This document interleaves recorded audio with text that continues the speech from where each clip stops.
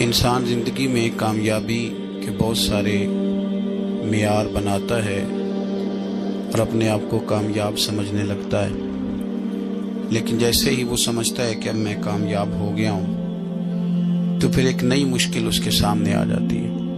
بہت سارے ایسے لوگ تھے جن کا خیال تھا کہ جس دن گریجویٹ ہو جاؤں گا بھی یہ کر لوں گا، میں سب سے کامیاب آدمی ہوں، لیکن تکمیل تعلیم پر پھر نوکری کی دشواری نے ایک نئی پریشانی کا دروازہ کھول دیا۔ اس نے سوچا ہی تھا کہ نوکری مجھے مل گئی ہے، اب ہمیشہ کے لیے میرے لیے آسانی ہو گئی ہے، لیکن اس کے ساتھ ہی اس کی شادی کے معاملات شروع ہوئے۔ اس کا خیال تھا کہ شاید نکاح کے فوراً بعد جب گھر بس جائے گا تو پھر ہمیشہ پھول ہی کھلیں گے، روشنی ہی ہوگی، لیکن پھر اولاد کا نہ ہونا ایک نئی پریشانی کا سامان بنا۔ اللہ فضل کرتا ہے اور اولاد عطا کر دیتا ہے، اور پھر اولاد ہونے کے بعد اگر وہ بیمار ہو تو ایک نئی پریشانی، خدا نخواستہ اگر نالائق ہو تو اس سے بڑی پریشانی، اور پھر یہ کہ انسان سمجھتا ہے کہ چلو ان کی شادیاں کر لوں تو میں پھر بالکل فارغ ہوں۔ حالانکہ ایسا بھی کچھ لوگ اور روز یہ کہتے تھے بوڑھے کہ بعد بچے سارے بیاہ لوں میں پھر فارغ ہوں، لیکن کئی میں نے بیچارے اس طرح کے بھی دیکھے ہیں کہ بچے بیاہنے کے بعد زیادہ الجھ گئے، زیادہ مشکلات کا شکار ہو گئے۔ ایک سے فارغ ہونے لگے تھے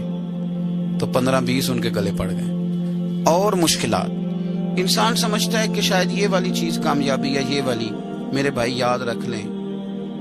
کامیاب بندہ وہ ہے جو محشر کے میدان میں کامیاب ہو جائے گا۔ جو وہاں کامیاب ہو گیا نا،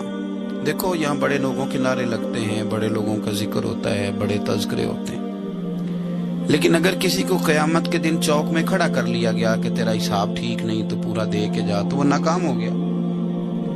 بہت ساری کامیابیاں بھی کسی کام نہیں آئیں گی۔ میرے رسول کائنات صلی اللہ تعالی علیہ وسلم کو اپنی امت کی بڑی فکر رہتی تھی، ایک فکر جو نبی پاک کو بہت زیادہ تھی اور ہر وقت میرے نبی کو پریشان رکھتی تھی، وہ یہ تھی کہ اللہ تعالیٰ میری امت کو محشر کے میدان میں کامیابی عطا کرے۔ اس کے لیے نبی پاک صلی اللہ علیہ وسلم دعا بھی فرماتے، لوگوں کی تربیت بھی کرتے، لوگوں کو میدان محشر کی کامیابی کے نسخے بھی ارشاد فرماتے۔ کون ساری چیزیں ہیں جو قیامت کے دن ہمیں کھڑا کر لیں گی، بچنے نہیں دیں گی، ان چیزوں سے بچنے کا حکم بھی ارشاد فرماتے۔ اور پھر سب سے بڑھ کر یہ کہ نبی پاک صلی اللہ تعالی علیہ وسلم بار بار جو حضور کو رب نے برکت والا وجود دیا تھا، جو نور والے کپڑے حضور پہنتے تھے، اور میرے محبوب کی جو دعاؤں کے اندر اللہ نے قبولیت رکھی تھی، وہ ساری چیزیں حضور امت کو دیتے تاکہ ان کو تھامتے جاؤ، رب تمہاری بخشش فرماتا جائے۔